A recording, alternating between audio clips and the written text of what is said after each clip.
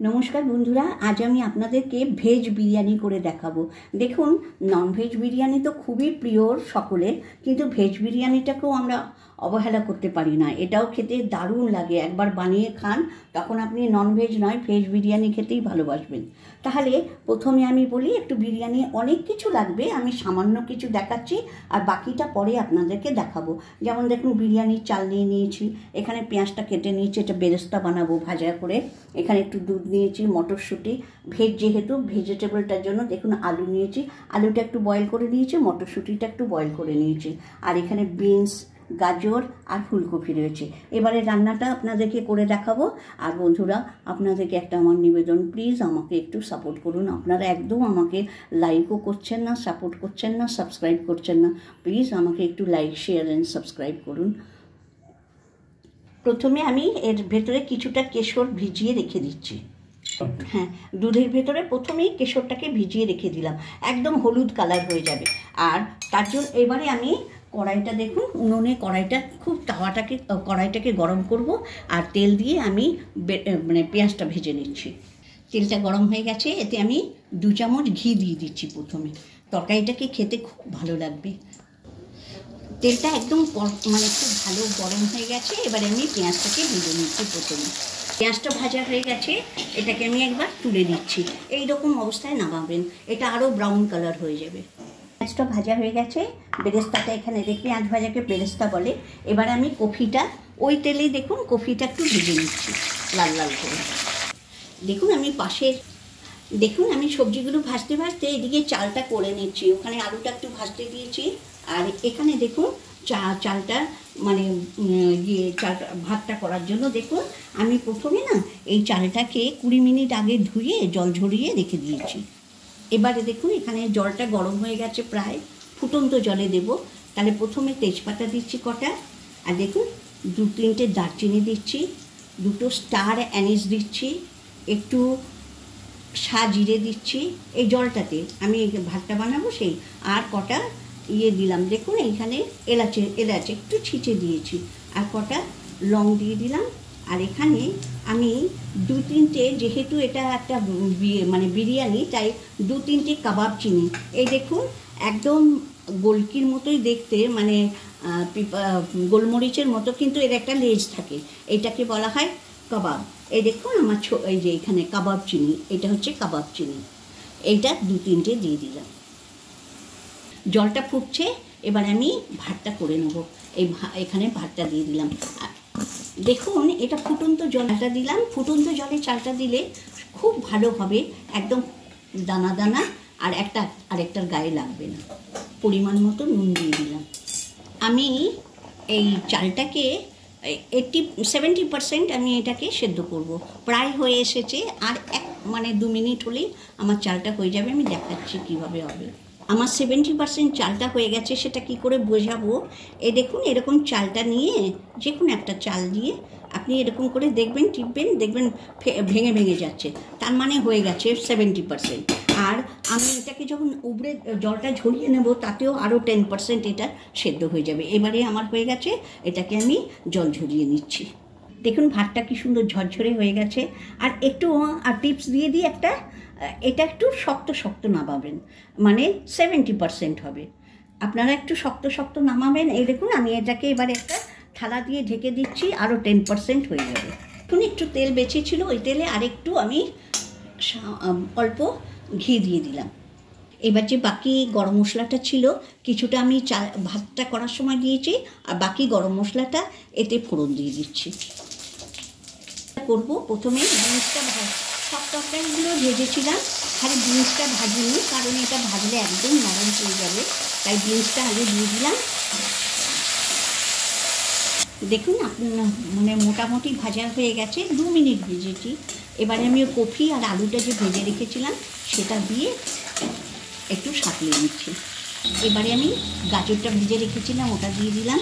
আর দেখুন এখানে মটরশুঁটিটা একটু পরে দেবো, আর একটু আদা দিয়ে দিলাম। আদা দিয়ে একটু ভাজা ভাজা করে নেব, নিয়ে মশলা দিয়ে দেবো। অল্প সামান্য হলুদ দিচ্ছি, আর একটু কম করেই লঙ্কা গুঁড়ো দিচ্ছি। আমি এটাকে বেশি রং করব না, তার জন্য পরিমাণ মতো লঙ্কার গুঁড়ো দিলাম আর সামান্য একটু হলুদ গুঁড়ো দিলাম। চামচ এই দেখুন একটা ছোটো চামচের 1 চামচ আমি বিরিয়ানি মশলা দিয়ে দিলাম। পরিমাণ মতো নুন দিচ্ছি, আমি কিন্তু জল দেব না। এবারে আঁচটাকে একদম সিম করে রান্না করছি। দেখুন আমি এটাতে একটুও জল দেব না। আর এবারে একটু আমি চিনি দিয়ে দিচ্ছি, এতে একটু চিনি দিচ্ছি। এই মানে যেহেতু এটা ভেজ বিরিয়ানি, একটু মিষ্টি মিষ্টি তরকারিটা আর বিরিয়ানিটা ভালো লাগবে। এই দেখুন এটা দিয়ে দিলাম। এইবারে অটোমেটিক্যালি এই যে আমি এখানে একটু ভেজে সেদ্ধ করে রেখেছিলাম মটরশুঁটি, সেটা দিয়ে দিলাম। আমার হয়ে গেছে রান্নাটা, একদম কষানো হয়ে গেছে সুন্দর করে। আমি কিন্তু একটু জল দিইনি, আর বিরিয়ানির ইয়েতে জলটা না দিলে একদম জল দেওয়াই চলবে না, তাহলে খুব ভালো হয়। এবার আমার হয়ে গেছে যেহেতু, তাই একটু গরম মশলার পাউডার দিয়ে এটাকে নামিয়ে দিচ্ছি। আমি দুধের ভেতরে একটু বেশি করে কেশর মিশিয়ে রেখেছিলাম, তাই একটু কালারটা দেখুন খুব সুন্দর হয়েছে।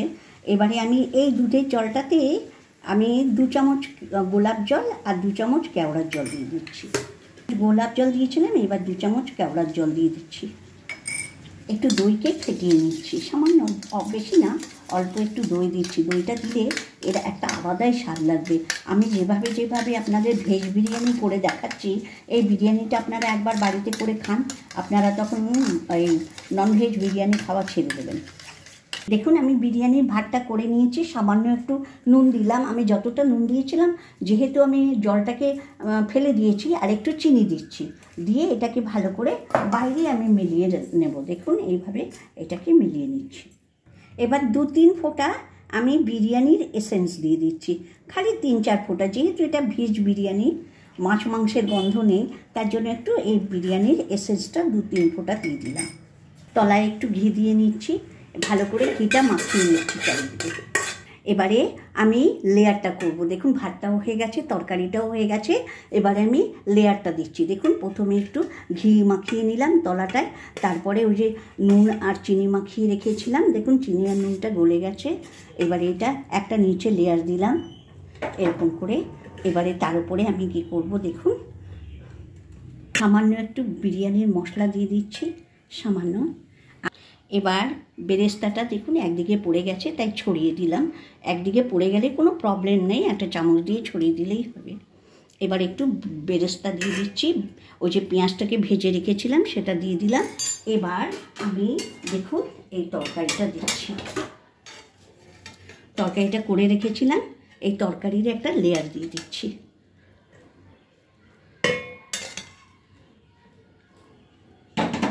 এবার 1 চামচ সাইড দিয়ে এই যে দুধটা জাফরানে আমি যে ভিজিয়ে রেখেছিলাম, তার একটু জল দিয়ে দিলাম।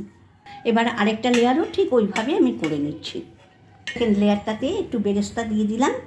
আর এই যে আমি দইটা গুলে রেখেছিলাম, এই দইয়ের সেকেন্ড লেয়ারে দেবো, ফার্স্ট লেয়ারে নয়, ফার্স্ট আর সেকেন্ড লেয়ারে। প্রথম লেয়ারটাতে দিন, এটা হয়ে গেল।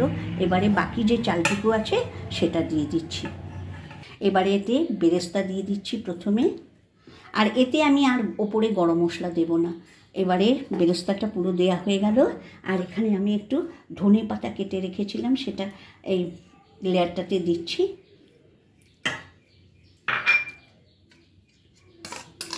দইটুকু দিয়ে দিলাম। এবারে আমি এটাকে ঘুরিয়ে ঘুরিয়ে দিয়ে দিচ্ছি চারিদিকে।